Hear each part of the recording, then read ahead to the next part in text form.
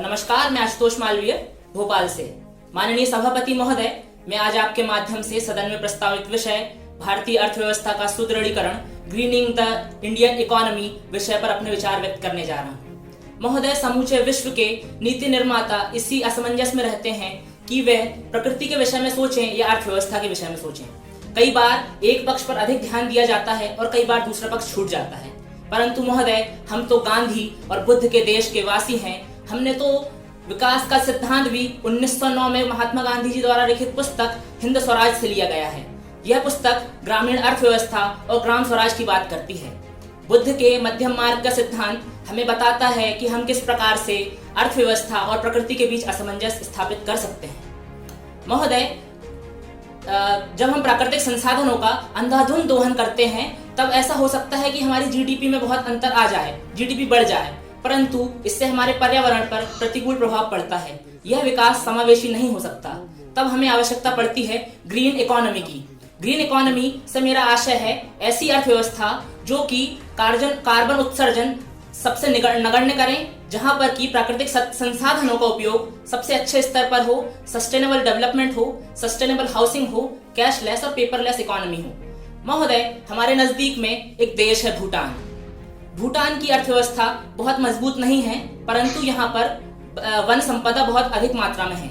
एक economic journal की बात माने तो वो कहता है कि यदि वहाँ की सारी वन संपदा यदि पेपर और पल्प इंडस्ट्री को, टिम्बर इंडस्ट्री को दे दी जाए तो वहाँ पर प्रति व्यक्ति आय में भूटान विश्व में शीर्ष स्थान पर प्राप्त होगा। परंतु वहाँ की सत्ता ग्रीन इकोनॉमी को फॉलो करती है और उसने प्रकृति और अर्थव्यवस्था के बीच में सामंजस्य स्थापित कर रखा है। महोदय, 21वीं सदी की यह मांग है कि हमें ग्रीन इकोनॉमी की ओर बढ़ना होगा।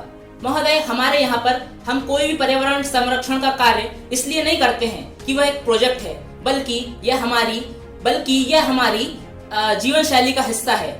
महोदय, एक और बात मैं आपको बताना चाहूंगा कि जब 2022 में भारत अपनी आजादी की 75वीं वर्षगांठ मना रहा होगा, तब यह सदन दृढ़ संकल्पित होकर यह कहता है कि हम तब तक भारत को ग्रीन इकोनॉमी बनाएंगे, साथ ही साथ फॉसिल फ्यूल फ्री नेशन एवं $5 ट्रिलियन इकोनॉमी बनाने की दृढ़ संकल्पना करते हैं। महोदय, इंटरनेशनल सोलर अलायंस के साथ कार्य करते हुए हमारे यहाँ रीवा में एशिया का सबसे बड़ा सोलर पावर प्रोजेक्ट प्लांट स्थापित किया गया है। इसके माध्यम से इसमें सबसे क्रांतिकारी बात यह है कि इससे साफ सुथरी बिजली न सिर्फ मध्य प्रदेश बल्कि दिल्ली स्थित दिल्ली मेट्रो रेल कॉर्पोरेशन को भी दी जाएगी। महोदय, दिल्ली मेट्रो से व्यक्ति जो सफर करेगा वो इसका लाभ ले पाएगा, मध्य प्रदेश में जो इस ऊर्जा का लाभ लेगा वो इसका लाभ ले पाएगा, परंतु इससे विश्व मंगल की अवधारणा यहाँ स्थापित होती है कि इससे विश्व में कार्बन उत्सर्जन होने की जो मात्रा है वो बहुत ही कम हो जाएगी।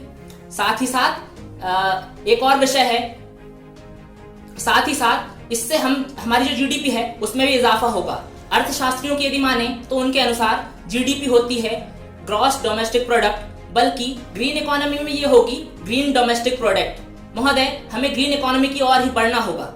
एक और चीज मुझे ध्यान आती है, जब मैं भारत का तिरंगा देखता हूँ तब उसमें स्थित हरा रंग जो मुझे दिखाई देता है वो मुझे यह याद दिलाता है कि यह भारत प्रकृति से चलता है। यहाँ पर जो इकोनॉमी है वह ग्रीनरी से चलेगी और इसी के माध्यम से हम ग्रीन इकोनॉमी की ओर आगे बढ़ पाएंगे। अंत में ऋग्वेद की इन ऋचाओं के साथ मैं अपनी वाणी को विराम देना चाहूंगा। लोकः समस्तः सुखिनो भवन्तु। हम सभी सुखी रहें, सभी मंगल रहें, इसी कामना के साथ जय हिंद, जय जगत।